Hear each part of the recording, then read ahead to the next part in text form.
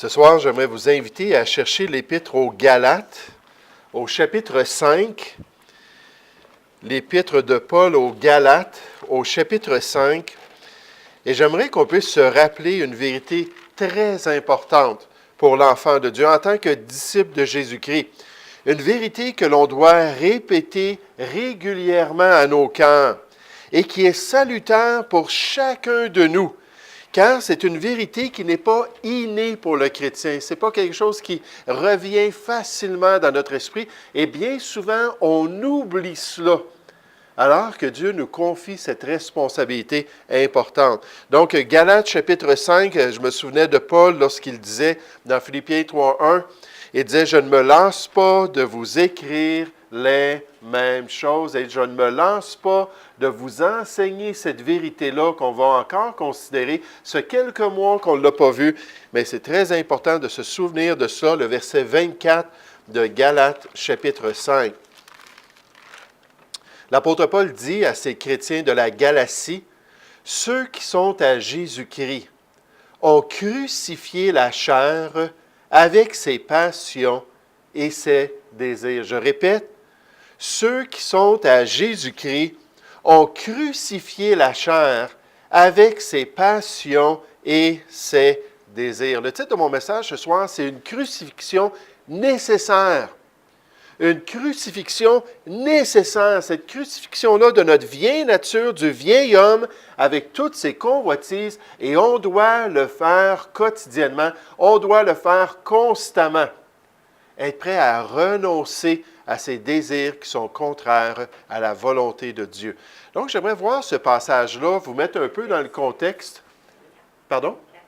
Oui, le verset 24, vous mettre un peu dans le contexte, puis surtout qu'on puisse retenir cette vérité spirituelle de toujours être prêt à renoncer à nous-mêmes pour accomplir la volonté de Dieu. On va prier juste avant, s'il vous plaît. Père Céleste, Seigneur, on veut te louer, on veut te remercier pour cette réunion ce soir, Père, pour ce privilège encore de pouvoir être devant toi, de pouvoir te chanter ces cantiques, de pouvoir élever nos cœurs dans ta présence par la prière, et aussi, Seigneur, de pouvoir entendre ta parole, tes instructions, ce que tu as inspiré pour chacun de nous. Puisses-tu bénir, Seigneur, alors qu'on considère notre marche chrétienne, puisses-tu bénir alors qu'on considère notre discipline spirituelle, puisses-tu nous enseigner, nous te prions, au nom du Seigneur Jésus. Amen. Une crucifixion nécessaire. J'aimerais qu'on puisse vraiment comprendre ce soir le fait de cette crucifixion. Le fait de cette crucifixion pour l'enfant de Dieu, pour celui qui est vraiment un disciple du Seigneur Jésus-Christ. Paul dit, ceux qui sont à Jésus-Christ ont crucifié la chair avec ses passions et ses désirs. Vous comprenez que ce texte-là a été inspiré dans le grec. Et ici, l'apôtre Paul a choisi il aurait pu choisir plusieurs temps de verbes dans le grec, mais il a choisi un temps particulier, le temps aoris, indicatif, actif. Qu'est-ce que ça veut dire? Ça veut dire que Paul est en train de présenter une réalité historique dans l'expérience d'une personne. Il dit, ceux qui sont à Jésus-Christ ont crucifié la chair avec ses passions et ses désirs. C'est une réalité. Il présente dans son entièreté un fait et un état d'un sujet en face de choix personnels. Paul est en train de dire, voici ce qui doit se produire dans la vie d'un vrai chrétien. Voici ce qu'on doit expérimenter si on est vraiment un disciple du Seigneur Jésus-Christ. Ceux qui sont à Jésus-Christ, ceux qui ont été sauvés, ceux qui ont été réconciliés par la grâce de Dieu, ceux qui ont été baptisés en lui. La Bible nous dit, ils ont crucifié la chair avec ses passions et ses désirs. Et pour le texte grec, il n'y a aucun doute que ça doit être une réalité spirituelle. Il n'y a point d'incertitude qu'une telle chose est une réalité dans la vie du chrétien qui l'a un jour appris à crucifier sa chair avec ses passions et ses désirs. Regardez dans Romains chapitre 8, alors que l'apôtre Paul est en train de parler de toute la tentation, de toutes les faiblesses du chrétien, de cette réalité-là qu'il doit faire ce choix-là de crucifier sa chair. Puis il dit dans Romains chapitre 8, à partir du verset 5, Il dit, ceux en effet qui vivent selon la chair s'affectionnent aux choses de la chair, tandis que ceux qui vivent selon l'esprit s'affectionnent aux choses de l'esprit. Donc, dans l'expérience de l'homme, ça va être un ou l'autre. Et l'affection de la chair, c'est la mort, la séparation. On n'est pas en communion avec le Dieu qui marche dans la lumière. Tandis que l'affection de l'esprit, c'est la vie et la paix. Car l'affection de la chair est inimitié contre Dieu, parce qu'elle ne se soumet pas à la loi de Dieu et qu'elle ne le peut même pas. Or, ceux qui vivent selon la chair ne sauraient plaire à Dieu. Puis remarquez ce que Paul dit. Pour vous, vous ne vivez pas selon la chair. Vous avez fait mourir votre chair, vous avez résisté à votre chair, vous êtes détourné de votre chair, mais vous vivez selon l'Esprit. Si du moins l'Esprit de Dieu habite en vous. Si quelqu'un n'a pas l'Esprit de Christ, il ne lui appartient pas. Et si Christ est en vous, le corps, il est vrai, est mort à cause du péché. Mais l'Esprit est vie à cause de la justice de notre salut. Et si l'Esprit de celui qui a ressuscité Jésus d'entre les morts habite en vous, celui qui a ressuscité Christ d'entre les morts rendra aussi la vie à vos corps mortels par son Esprit qui habite en vous. Ainsi donc, frères, nous ne sommes point redevables à la chair pour vivre selon la chair. Si vous vivez selon la chair, vous mourrez. Vous allez être séparés d'une relation avec Dieu. Mais si par l'Esprit, vous faites mourir les actions du corps, vous vivrez. Et ça devrait être ainsi. Si on est vraiment un enfant de Dieu, si on est vraiment sauvé, il faut qu'à un moment donné dans notre vie, on ait appris de Dieu à dire non au désir de notre chair. On ait appris à ne pas se confier dans notre cœur qui est souvent tortueux et contraire à la volonté de Dieu. Et on a appris plutôt à marcher dans les voies de Dieu.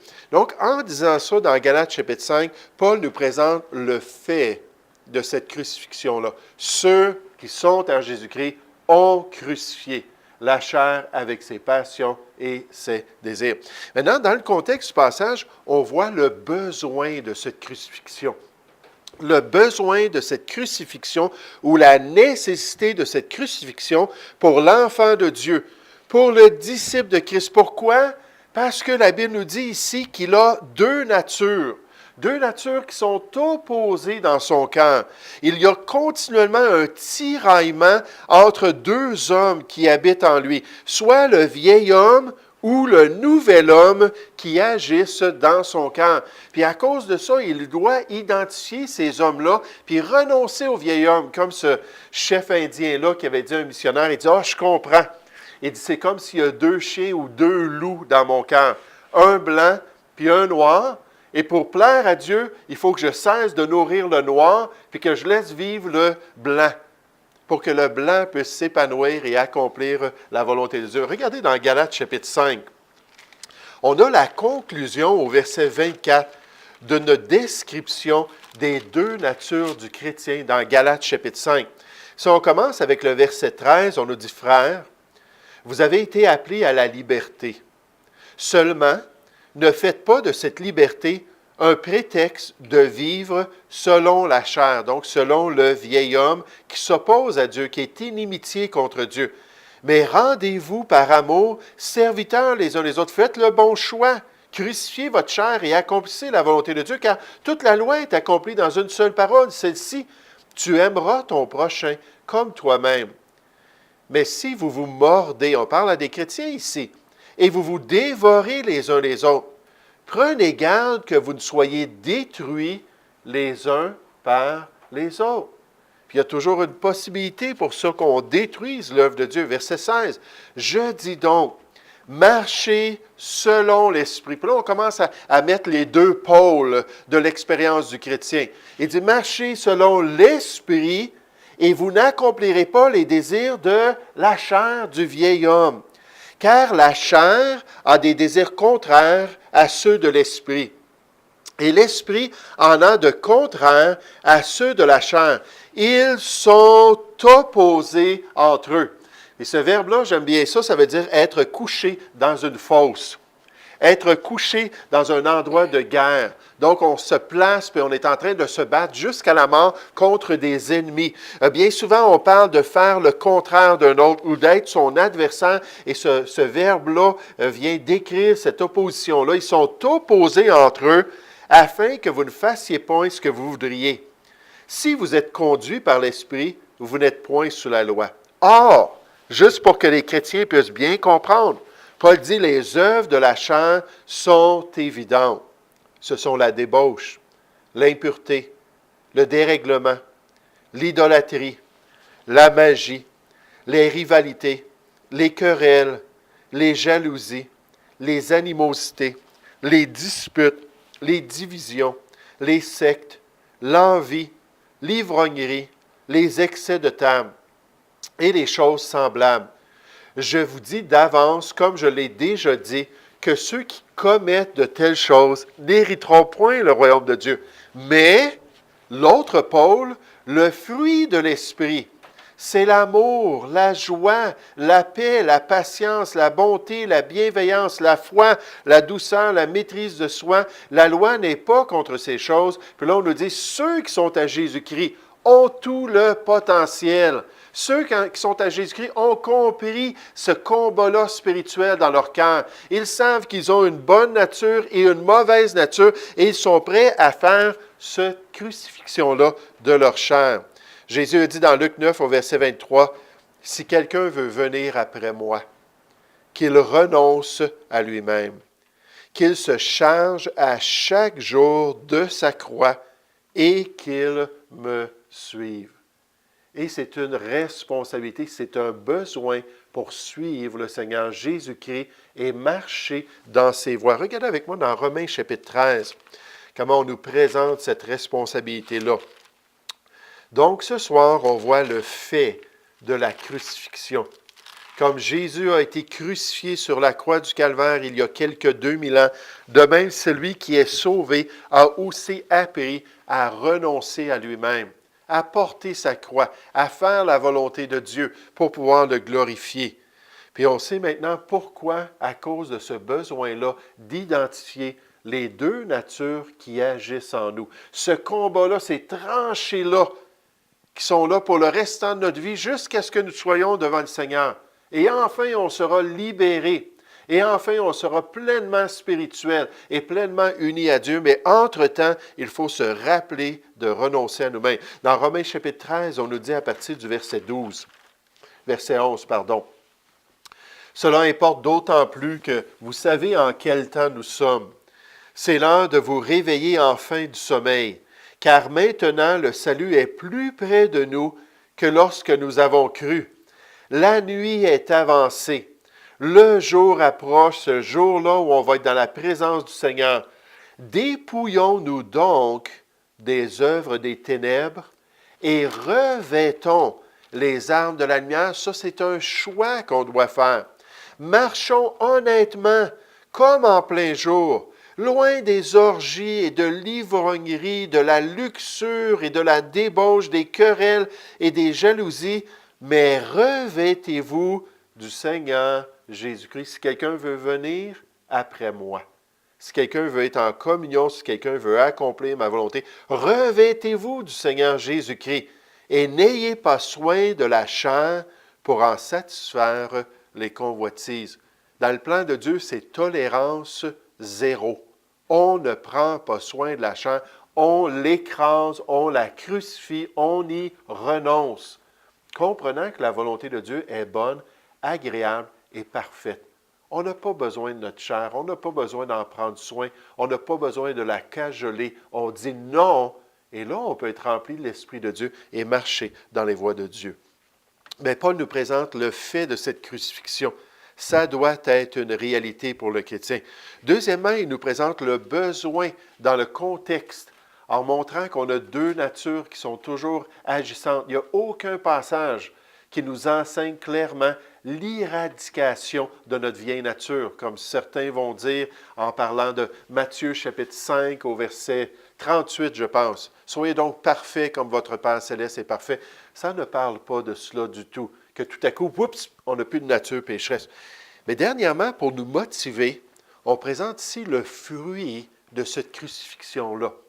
Le fruit de la crucifixion ou les résultats bénis pour l'enfant de Dieu, pour le disciple du Seigneur, de celui qui a appris à dire non comme le Seigneur Jésus, non pas ce que je veux, mais ce que tu veux.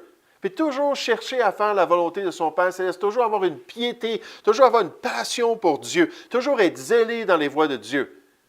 Et cette personne-là va être bénie du Seigneur. Regardez en terminant Galates chapitre 5, toujours au verset 22. Pour ceux qui sont prêts à faire ce choix, pour ceux qui veulent bien crucifier leur chair quotidiennement. On le dit dans Galates chapitre 5 au verset 22. Mais le fruit de l'Esprit, c'est l'amour, la joie, la paix, la patience, la bonté, la bienveillance, la foi, la douceur, la maîtrise de soi. La loi n'est pas contre ces choses. Cette expression-là, le fruit de ce bonhomme-là, de cette nouvelle nature-là, ça veut dire la manifestation, les résultats. Lorsqu'on laisse le loup blanc nous contrôler, lorsqu'on laisse la nature divine agir à travers nous, on peut s'attendre à porter du beau fruit. Mais il faut le faire quotidiennement. C'est un fait que celui qui appartient à Jésus-Christ crucifie sa chair et on comprend pourquoi ce besoin-là à cause des deux natures qui agissent en lui et on est motivé par ce beau fruit spirituel. Tournez avec moi dans l'enseignement du Seigneur Jésus pour terminer. Dans Jean chapitre 12, alors qu'il est en train de se préparer pour aller à la croix du Calvaire, qu'il mentionne ces détails-là à ses disciples pour ensuite leur dire le principe spirituel qui le motive et ensuite les exhorter à faire de même. Si quelqu'un veut venir après moi, qu'il renonce à lui-même, qu'il se charge à chaque jour de sa croix, qu'il me suive, voici pourquoi je vous exhorte à le faire. Jean chapitre 12 au verset 23, on nous dit, Jésus leur répondit, « L'heure est venue où le Fils de l'homme doit être glorifié. » Puis il a déjà décrit ça, il doit s'en aller sur la croix du Calvaire, et il le répète au verset 32 de Jean chapitre 12, il doit être élevé de la terre dans sa mort, donc la crucifixion. Puis là, il présente pourquoi le principe qui le motivait. Verset 24. En vérité, je vous le dis, si le grain de blé qui est tombé en terre ne meurt, il reste seul, si la coquille ne fend pas, si le grain ne se met pas à germer et à se développer, il va rester seul. Mais s'il meurt, il porte combien de fruits? Beaucoup de fruits. Celui qui aime sa vie, donc moi je le fais, puis là il se tourne vers ses disciples, celui qui aime sa vie la perdra. Et celui qui hait sa vie dans ce monde la conservera pour la vie éternelle. Si quelqu'un me sert, qu'il me suive, nécessairement, il a expliqué en renonçant lui-même. Et là où je suis un jour, là aussi sera mon serviteur.